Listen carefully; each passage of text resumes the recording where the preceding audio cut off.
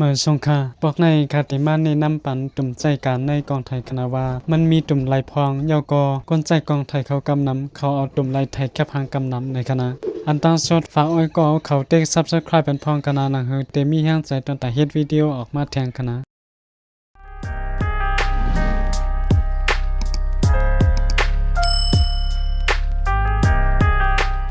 อันตั้งสดเฮามาด้วยดีตุ่มไทยแคบหางอำนั้นก็หมดมันคณะว่าในเหนือกองไทยในมันมีตุ่มไหลพองอันเขาเตียวกว่าใจไทยแคบหางในคณะจำหนังคาหารแต่ตุ่มอันเขาเตียวมาใจไทยแคบหางเต้ๆแต่มีหมอกหาตุ่มในคณะหาตุ่มในก็เฮาแต่ได้หันมันจะหนักตุ่มเขียวๆในอันนั้นก็เตเป็นตุ่มออโตเมติกคณะยาก็สามารถแต่งก็ตุ่ม P อันนั้นก็ตุ่มโปรแกรมในคณะยาก็ตุ่ม A อันนั้นก็ aperture priority ในคณะเพราะเป็นใน Canon จะเป็น AV คณะตุ่มในยาก็สามารถแทงตุ่ม S คณะตุ่ม S ก็จะเป็น shutter priority ในคณะเพราะเป็นใน Canon แต่เตรียมไว้เป็น TV ในคณะอันนั้นสุดก็จะเป็นตุ่ม M ในคณะตุ่ม M ก็ตัวยาวมันแต่เตรียมมาเมียนนัวในคณะยานั้นจำหนังคาหันเปิ้นใจแต่ตุ่มอันเปิ้นใกล้องค์กว่าไทยแคบหางเต้ๆแต่มีหาตุ่มในกล้วยคณะเสื้อปลาเหลือแต่เปิ้นป้อสนใจกะคณะหาตุ่มเจ้าในแต่มีในกองไทยกุลูกคณะว่าลูกไหนก็ยาวเหลือใส่กองฟูจิคณะกำในเฮามาด้วยว่าในหาตุ่มอันลาดมาในมันใจจึงเหินละลายยาวก็เฮาถูกลีใจเมื่อไหลในคณะตุ่มอันตั้งสุดอันคาเดียวกว่าลาดก็จะเป็นตุ่มออโตในคณะ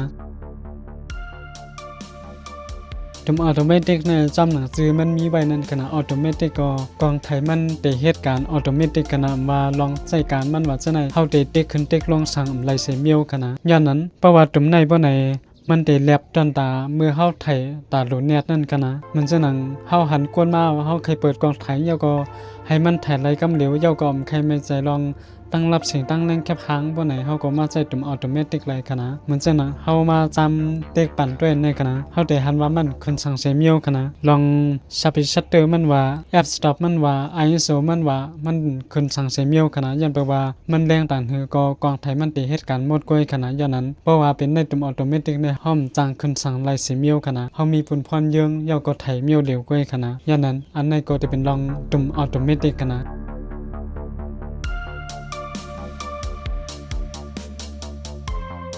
กำในเฮาสึกก็ได้แทงตุ่ม P อันนั้นก็ตุ่มโปรแกรมในคณะเพราะว่าเฮามาด้วยในตุ่มโปรแกรมในอันเฮาได้ขึ้นได้ในที่มี2มิวคณะ2มิวนั้นก็จะเป็น ISO แล้วก็ exposure คณะเฮาก็ด้วยที่ ISO ก่อนคณะเพราะเป็น ISO ในสังว่าเฮาบ่ใครมันใส่ลองสั่งเสมิวบ่ไหนเฮาขึ้นไว้เป็นออโตเมติกก่อนเลยคณะไว้ก็ในสังว่าเฮาไว้ตุ่ม ISO มันเป็นออโตเมติกบ่ไหนสังว่าเฮายังกองไทยกว่าติดรับเสียงบ่ไหนกองไทยมันติดหลักสปิชัตเตอร์มันลงแฮงคณะ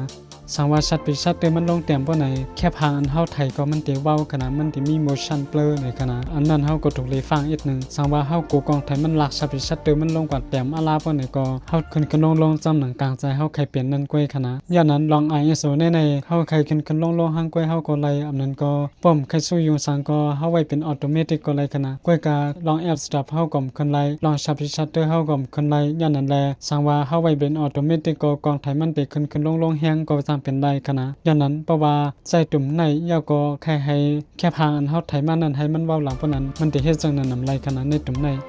กำในเฮาสามารถด้วยแทงคอ1ขนาดนั้นก็เป็นexposure ในคณะเพราะเป็น exposure ในมันจะมีกูตุ่มในตุ่ม P ตุ่ม A ตุ่ม S แล้วก็ในตุ่ม M คณะเพราะเป็นใน4ตุ่มใน exposure มันจะเป็นลองอันเฮาเลือกไล่ว่าเฮาใครแค่พังมันรับสิ่ง5แค่พังมันแดง5ในเฮาเลือกไล่ที่ exposure มันคณะกำนำเพราะเป็นในกอง Sony ซ่าใหญ่ปะไหนตุ่ม exposure เฮาจะได้หันที่ในคณะได้เตรียมไว้มันสิไหนคณะ1 2 3กว่าตั้งขวาแทงฝ่ายนึงก็1 2 3กว่าตั้งซ้ายจังนั้นคณะเพราะว่ากว่าตั้งขวาในภายหลังตัวหมาย3นั้นเขาติดเตรียมไว้เป็นหางหมายล้อไว้คณะอาป้องนั่นคณะอย่างนั้นเพราะว่าเฮาปั่นกว่าตั้งขวาเพราะไหนแค่พางเฮาแต่ไรก็มันแต่แรงมาในคณะอย่างนั้นเพราะว่าขึ้นกว่าทรงกาก็ไฟมันแต่แรงกันนั่นคณะแล้วก็เพราะว่าเฮาลงกว่าตั้งขวาเพราะไหนก็แค่พางเฮาก็มันแต่รับเสียงคณะเฮาก็แต่ได้หันจำหนังเฮ็ดนี้ในคณะอย่างนั้นเพราะเป็นในตุ่มพีในเพราะว่าเฮาแต่ใครเต็บตัดลองแค่พางเฮาให้มันรับเสียง5ให้มันแรง5เพราะไหนเฮาก็มาขึ้นตีอันเป็น exposure ในก็ยาวคณะเสื้อปาเลยได้ห้ำตับลงไม่ใส่คณะอย่างนั้นอันในก็เฮาถูกลีฮู้ไว้ดีๆคณะก้อยกาเพราะว่าเป็นในตุ่มออโตเมติกได้เต็มมีคณะ ปิซัมมีเนี่ยก็เฮาเต็มขึ้นไลให้มันรับสิ่งให้มันแรงไหลจังไหนกันนะเพราะว่าเป็นในตุ่มผีเนี่ยเตมีมัก2มิวในขณะอันเฮาเฮ็ดไหลย้อนนั้นเพราะว่าเป็นในตุ่มผีเนี่ยสังว่าห้ำแค่ใช้ตุ่มออโตเมติกย้อนเปว่ามันเลือกไหลลองตั้งแรงตั้งรับสิ่งแคบหางปานไหนเฮาก็มาเลือกใช้ตุ่มผีก็ไหลขณะย้อนเปว่าเฮาเตเลือกไหลตั้งแรงตั้งรับสิ่งแคบหางขณะอันนี้ก็จะเป็นในตุ่มผีขณะกำในเฮาอันกันสืบกันด้วยแทงในตุ่ม A ค่ะนะเพราะเป็นในตุ่ม A แน่อันเฮาได้ขึ้นไลในมันได้เหลือมาแทงอันนึงมันได้เพิ่มมาแทงอันนึงค่ะนะในตุ่ม P อันขนาดกว่าเมื่อกี้นั้นเฮาได้ขึ้นไลในได้มี2มิวค่ะนะนั่นได้เป็น ISO ยาวก็ exposure ค่ะนะกวยกาอันเหลือมาในตุ่ม A แน่มันได้เป็น aperture เนี่ยค่ะนะลาดปอดก็ได้เป็น f stop นั่นค่ะนะเพราะว่าเป็นในเพราะไหน A ก็มันได้มีที่ปังว่า aperture priority ในคณะพอได้ให้รัด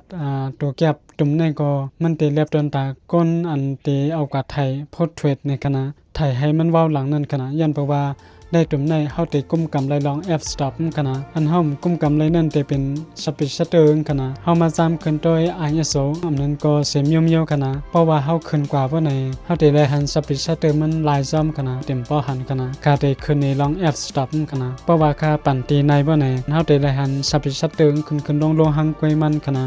นั่นปังว่าเพราะว่าเฮาใจในตุ่มในเพราะไหนเฮาเต็มกุมกำไรลองสปิชัตเตอร์มันขนาดยันเพราะว่ากองไทยมันได้เอาขึ้นเอาลงหังกวยมันเพราะว่าเฮาลงกว่าเต็มเพราะไหนก็สปิชัตเตอร์มันก็ได้ขึ้นสูงนั่นขนาดเพราะว่าเฮาขึ้นกว่าสูงเพราะไหนสปิชัตเตอร์มันก็ได้ลงเต็มนั่นขนาดหนังให้มันแม่นจำหนังเฮาตั้งไว้นั่นขนาดย่านนั้นพอได้ให้ลาซื่อๆในตุ่มในก็เฮาได้ขึ้นลงไหลแอปสต็อปมันขนาดกวยการสังว่าเฮาขึ้นลงยาวไฟมันตึกรับสิ่งอยู่ป้อไหนก็เฮากว่าขึ้น exposure มันไหลขนาดสังว่าเฮาไว้ปานกลางที่ศูนย์ในป้อไหนแคบหางมันก็ตึกรับสิ่งอยู่ป้อไหนก็เฮาก็ขึ้นกว่าตั้งภายขวานั่นขนาดอยู่ที่ตั้งเลี้ยงจำหนองเจ้าก็แค่ไรขนาดเพราะว่าขึ้นกว่าสูงก็แคบหางมันได้แรงแฮงนั่นขนาดในก็สังว่าเฮาได้ใครกุมกำไรลองตั้งแรงตั้งรับเสียงป้อไหนเฮาก็ตื่นเตะได้มาที่ exposure ขนาดสังว่าเฮาใครกุมกำเลยลองตั้งเว้าหลังแค่พังเฮาป่ะไหนเฮาก็มาขึ้นลงที่แอปสต็อปมันขนาดหนังลองเว้าหลังมันเตเฮ็ดได้หลีนั่นขนาดเพราะว่าเป็นลอง ISO มันแต่สังว่าเฮาขึ้นเมียวนึงยาวเมียวนึงมันเตสุกซักป่ะไหนลอง ISO มันไหนเฮาก็มาไว้เป็นออโตเมติกก็แล้วขนาดเฮาก็เต็มป้อเลยสุกซักสังเพราะว่าเตให้รัดปอดที่ในตุ่มในป่ะไหนมันเตเป็นตุ่มเฮ็ดมาตอนตาไทยก้นให้มันเว้าหลังได้ดีนั่นขนาดยาวก็ในตุ่ม A ในขณะหนังเฮาได้ใจมันได้ดีนั่นคาบันต้าหันถึงให้ใจซ้ำอันเป็นเล่นแอปตายขณะแอปตายจึงเวลาปานใดมันจะหนังเล่นลกในขณะเล่นลกในเป็น35 F 1.8 ขณะนั่นบังว่าใน 1.8 ในค่าได้ขึ้นลงเลยดีอย่างนั้นในตุ่ม A ในเพราะว่าค่าใจซ้ำเล่นจังไหนปานใดมันยิงแค่นใจตุ่มในเลยดีนั่นขณะกวยการสังว่าค่าก่อนใจจอมเล่นลกในป่ะไหนเล่นลกในเฮาได้หันแต้มไว้ 3.5 ถึง 5.6 ในขณะสังว่าข้ามไปจันกว่าไกลป่ะไหนค่าตึกได้ขึ้นไลแอปสต็อปอยู่ขณะเฮาได้หันเตไว้ที่ 3.5 ขณะกวยกาเพราะว่าค่าจันกว่าป่ะไหนแอปสต็อปได้ขึ้นขณะเมื่อไกลมันเตไว้ที่ 3.5 ขณะกำไรค่าเต็มลงไหลขึ้นเอาขณะมันดีกว่าที่ 5.6 เอาขณะย้อนนั้นค่าปันต้าหันถึงให้ใจจอมเล่นจังในขณะนั่นก็จะเป็น35มิลลิเมตร f 1.8 ในขณะแล้วก็สามารถที่จะจำเล่นจุ่มจะไหนครับปันต้าหันถึงให้ใจอันเป็นจ่า f ตายขณะมันจะหนัง24 70 f 2.8 ว่า24 1ปาก5 f 4ว่า72ปาก f 2.8 ว่า f 4ว่าจะนั้นขณะสามารถเฮาก็จะจำจะนั้นก็เหมือนยิงแค่นที่ใจเลยลีนั่นขณะย่านนั้นเพราะว่าเฮามีแผนการว่าเฮาได้กว่าไทยแค่พังจานให้มันเว้าหลังเลยลีนั่นเพราะไหนครับปันต้าหันถึงให้ใจตุ่มอันไหนใจจำอันเป็นเล่นจ่า f ตายขณะย่านนั้นในตุ่ม A ก็ได้มีหมอกันได้ขณะ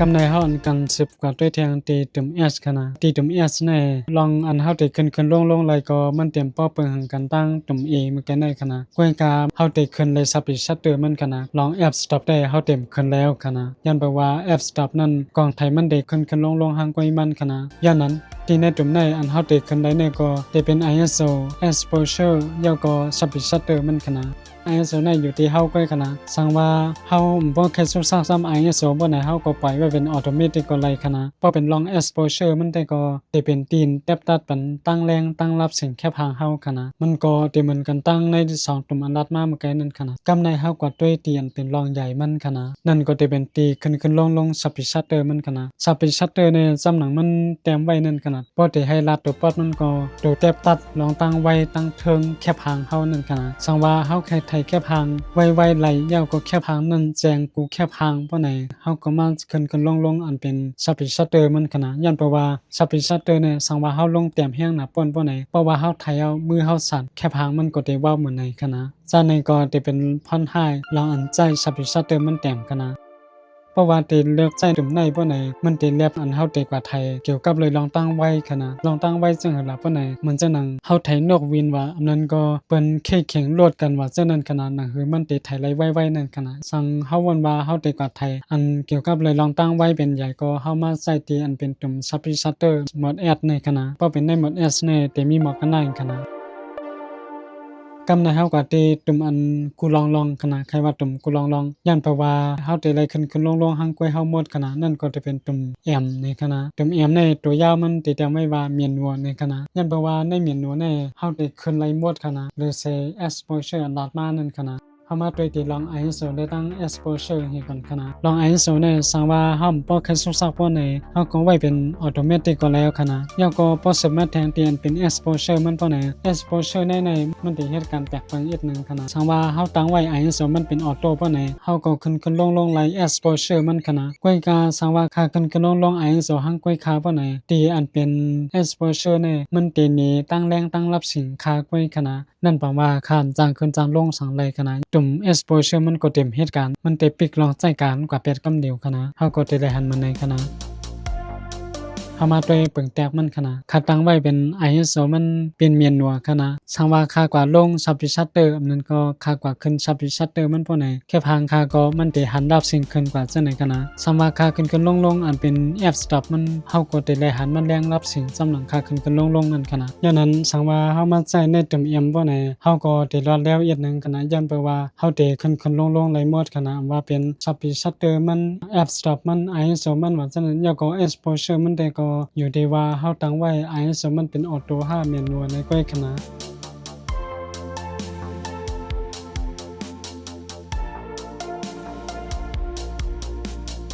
เพราะว่าเฮาติมาลาดโหครบตั้งหาตุ่มในปอไหนสังว่าห้ำใครสุกซักสังเสมียวปอไหนเฮาก็มาใจเป็นตุ่มออโตเมติกขนาดยันเพราะว่าห้ำตับโลขึ้นลงสังเสมียวขนาดเฮามีผลพรหลดละเยื่องไอ้ไถเมียวเดียวก้อยขนาดก้อยกาสังว่าเฮาใครให้มันเหมือนจะหนังออโตเมติกก้อยกาใครให้แตบตัดไหลลองตั้งแรงตั้งรับเสียงแค่พังไหลพองบ่ไหนก็เฮาขึ้นกว่าใจอันเป็นตุ่มผีขนาดก็ในเพราะว่าเฮาอ่านติกว่าไทยแค่พังก้นให้มันเว้าหลังไหลหลีแล้วก็ใครใจจอมอันเป็นซาเล่นโพร์เทรตบ่ไหนค่าปันตั้งหันถึงให้มาใจติตุ่ม A ขนาดเพราะว่าขึ้นมาแทนตุ่ม S ก็มันติเล็บต้นตาเมื่อเฮาติกว่าไทยอันเกี่ยวกับเลยลองตั้งไว้ขนาดนั่นก็ไทยเมียวอันโต้งหนึ่งไว้นั่นขนาดสังว่าเฮามาใจตุ่มในก็เฮาแตบตัดเลยลองว่าเฮาติใจshutter shutter มันไหลมากะหือในนั่นขนาดแล้วก็สังว่าเฮาใครขึ้นลงไลกูเสื้อกูลองออกมาจะเป็น ISO shutter speed f stop exposure ว่าฉะนั้นเฮาก็มาใจที่ตุ่ม M กันนะจ้าตุ่มหาอันเชิญด้านมาจังได๋อันใจว่าก้นแขนเข้าก้อยติดใจตุ่ม M เน้นใจกันนะเฮาได้เลยวนด้วยว่าข้าวยามไหลถูกหรือใจเมียวไหลในกันนะเมียวแหลมไหลก็เฮาได้ค่ายกว่ากำอีดจังได๋กันนะอย่างนั้นจ้าในก็จำกว่าใจด้วยให้มันลงแหลนกันนะอย่างนั้นลองแขนห้ามแขนในนั้นอยู่ที่ว่าเจ้าเก่ามืดคือกองไทยเจ้าเก่ามากะหือในคณะจ้าในก็ได้เป็นลองแนะนำลองตุ่มใจการในกองไทยกันนะ